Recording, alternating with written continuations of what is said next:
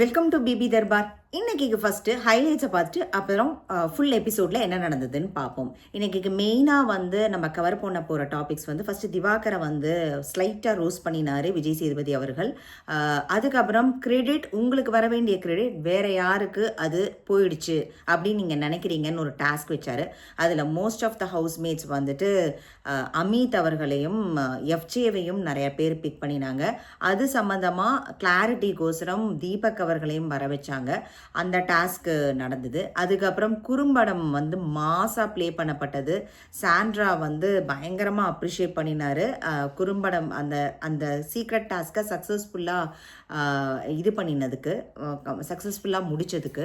அது சம்மந்தமாக விக்ரம் என்னை இப்படி அழ வச்சிட்டிங்களே, அப்பயாவது சொல்லியிருக்கலாம்ல, நான் ரொம்ப முட்டாள் மாதிரி தெரிஞ்சுட்டேனேன்னு கொஞ்சம் அப்செட்டாக இருந்தார். அதுவும் நடந்தது. அதுக்கப்புறம் இந்த நாள் கடந்தா போதும்னு எந்த கண்டஸ்டன்ஸ் இருக்காங்க, கடந்தா போதும் பணம் வந்தா போதும் அப்படின்னு சொல்லும்போது அத்தனை கண்டஸ்டன்ஸும் மெஜாரிட்டி அரோராவை சூஸ் பண்ணாங்க. அதில் வெகு சில பேர் மட்டும் 1-2 பேர் மட்டும் டிஃப்ரெண்ட்டாக சொன்னாங்க. அது சம்மந்தம் அதை பார்வதி ரம்யாவை சொன்னாங்க. அப்புறம் இன்னும் ஒருத்தர் திவாகரை சொன்னாங்க, வினோத் திவாகர் சொன்னார்னு நினைக்கிறேன். ஸோ அதை தவிர்த்துட்டு மிச்சம் எல்லாருமே அரோராவை தான் சொன்னாங்க. அது சம்மந்தமாக ரம்யா அழுதாங்க. அதுக்கப்புறம் எவிக்ஷன் ப்ராசஸில் பிரவீன் இன்னைக்கு எலிமினேட்டட்.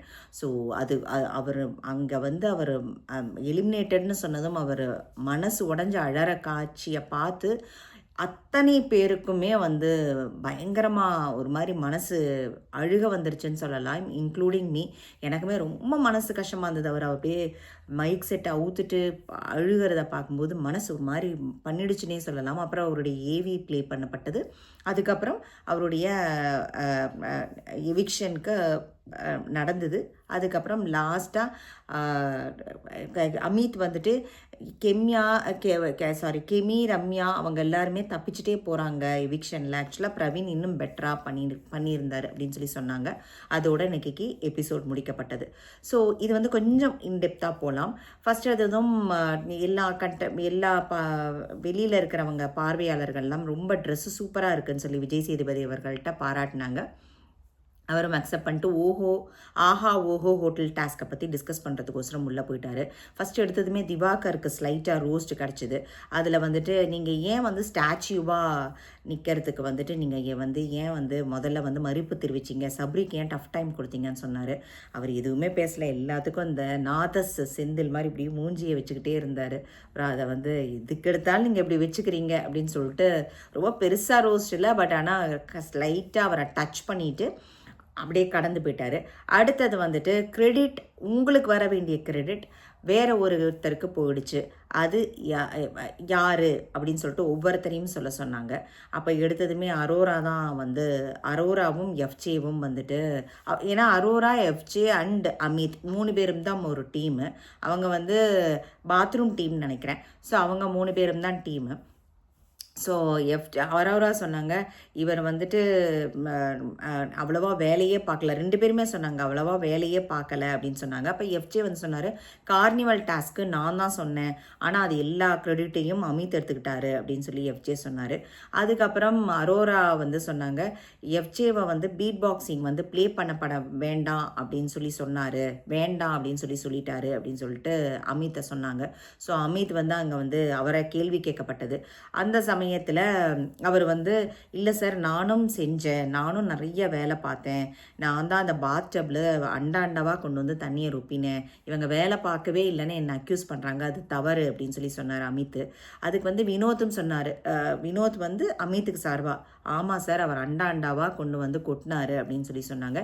ஈவன் வியன்னாவும் எஃப்ஜேவை தான் குறை சொன்னாங்க. சார் ஸ்கோர் இவர் மித்தவங்களை சொல்கிறாங்க, ஆனால் இவர் எங்களை ஸ்கோர் பண்ணவே விடலை சார் அப்படின்னு சொன்னாங்க.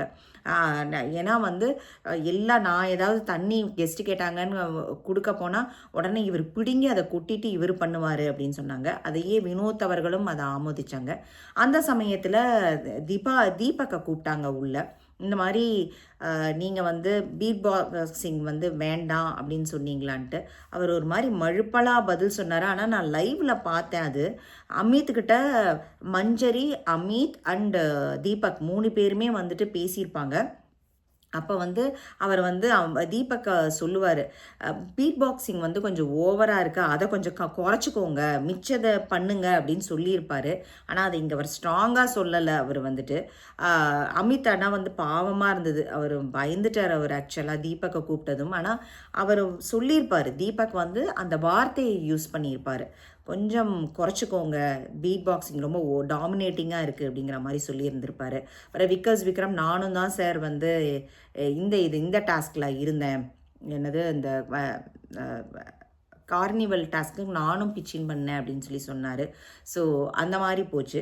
அடுத்ததும் பிரேக் விட்டதும் எஃப்ஜேவும் அரோராவும் அமித்கிட்ட நீங்கள் வேலை செஞ்சதே எங்களுக்கு தெரியலை, அதுவும் இல்லாமல் எஃப்ஜே வந்து ரொம்ப ஆட்டிடியூட் மாதிரி எனக்கு தெரியுது அவர் பேசுகிறது. அவர் வந்து அவர் எல்லா கிரெடிட்டையும் அவர் எடுத்துக்கணும்னு பார்க்குறாரு.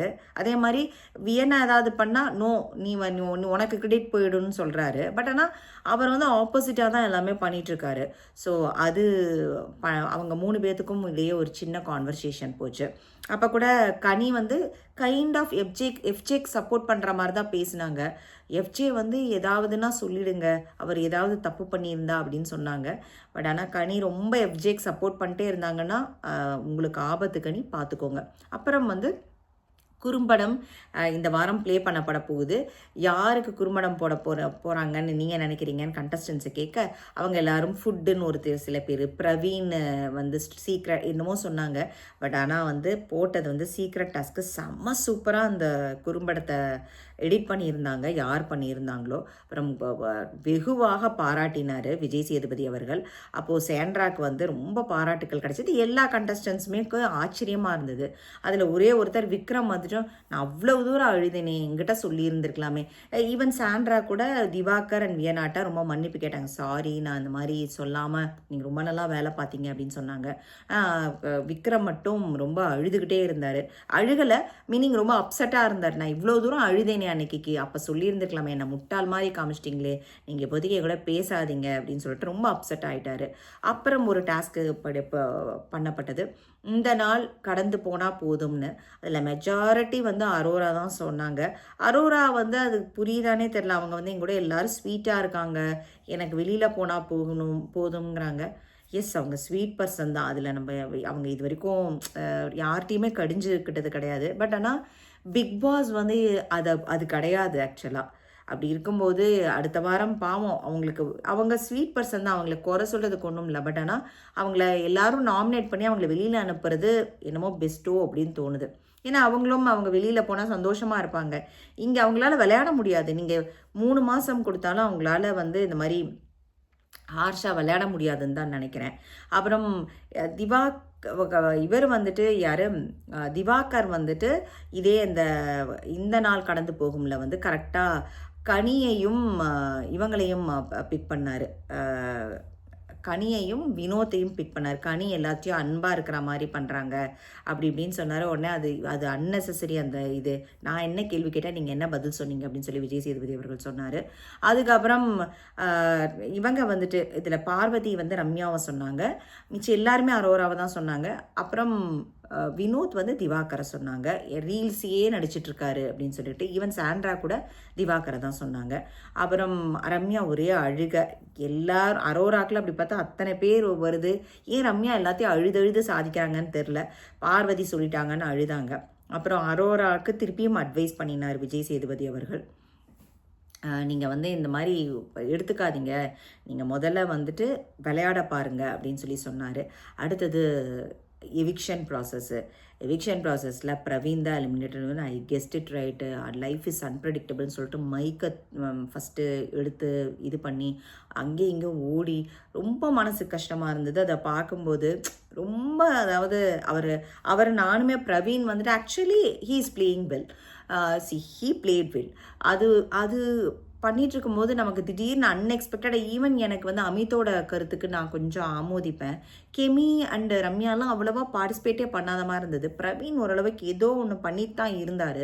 பட் ஆனால் அவரை எவிக்ட் பண்ணினது வந்துட்டு அவரால் தாங்கிக்கவே முடியலங்க. பயங்கர கஷ்டம், நமக்கே கஷ்டமாக இருந்தது. அவர் அழுதது, சிரித்தது, அப்புறம் ஒவ்வொருத்தட்டையும் பாசிட்டிவாக அட்வைஸ் கொடுத்தது. பார்க்குறவங்களையும் ஒரு மாதிரி நமக்கு அந்த கண் கலங்க வைக்கவும்னு சொல்லுவாங்களே, அந்த மாதிரி இருந்தது. அவர் வந்துட்டு ஈவன் வந்து செட்டுக்கு வெளியில் போயும் அவர் பயங்கரமாக அழுதுருக்காராம். 1.5 மணி நேரம் ஆகிடுச்சு அவர் ஸ்டேஜுக்கு வர. அவர் அன்கன்ட்ரோலபிளாக இருந்திருக்காராம். எல்லோரும் ட்விட்டரில் நேரில் பார்த்தவங்க சொன்னாங்க 1.5 மணி நேரம் கழிச்சு தான் ஸ்டேஜுக்கே வந்தாராம். அழுதுகிட்டே இருந்தாராம். ஸோ அது வந்து அவர் வந்து அதுவும் பிக் பாஸும் அவரை வந்து ரொம்ப உயர்த்தி சொன்னார். நீங்கள் வந்து நல்ல வாழ்க்கையில் சக்ஸஸ்ஃபுல்லாக இருப்பீங்க, ஐ லவ் யூன்னு சொல்லிட்டு பார்க்கும்போது நெஞ்செல்லாம் ஒரு மாதிரி மனசே கஷ்டமாக இருந்தது. ரொம்ப பாவங்க. ரொம்ப வாழ்க்கையில் அவருக்கு சக்ஸஸ்ஃபுல் ஒருவேளை வெளியில் போய் நல்ல ஆப்பர்ச்சுனிட்டி, அவர் விஜய் சேதுபதிகிட்ட நான் வில்லனாக ப்ளே பண்ணுவான்னு ஆப்பர்ச்சுனிட்டி கூட கேட்டார். அவருக்கு மென்மேலும் நல்லபடியாக அமையட்டும். ரொம்ப அவரோட எவிக்ஷன் வந்துட்டு ஏவி நல்லா அழகாக இருந்தது. அவரோட ஏவி ப்ளே பண்ணப்பட்டது. கடைசியாக அமித் வந்து முதல்ல வந்து பார்வதி வந்து சுபீக்ஷாட்ட சொல்கிறாங்க, 10 ஓட்டு 12 ஓட்டு ஒருத்தருக்கே நீங்கள் போடுறீங்க, நீங்கள் கூட போடல, அரோரா யாரையுமே கொண்டு வரல எவிக்ஷனுக்கு, நீங்கள் எல்லாரும் அந்த தப்பு தான் பண்ணுறீங்கன்னு சொன்னாங்க. அடுத்தது அமித் வந்து உள்ளுக்குள்ளே வந்து சொல்லிட்டு இருந்தார், இந்த வாரம் வந்து கெமி அண்ட் ரம்யாலாம் ஒன்றுமே பண்ணல, அதுக்கு கம்பேரிட்டிவ்லி பிரவீன் ரொம்ப நல்லா பண்ணார், அவரை ஏன் எலிமினேட் பண்ணாங்கன்னு தெரில அப்படின்னு சொல்லிட்டு ஒரு கருத்தை முன் வச்சார். நமக்கும் அதே கருத்து தான் இருந்தது. பட் பொறுத்திருந்து பார்ப்போம். அடுத்த வாரம் என்ன டாஸ்க் கொடுக்க போகிறாங்க, யார் வந்து எவிக்ஷனுக்கு வரப்போகிறாங்க அப்படிங்கிறத பொறுத்திருந்து தான் பார்க்கணும். இல்லை இன்னும் கொஞ்சம் இன்ட்ரெஸ்டிங்காக போகும்னு நினைக்கிறேன். பொறுத்திருந்து பார்ப்போம். தேங்க்ஸ் ஃபார் வாட்சிங்.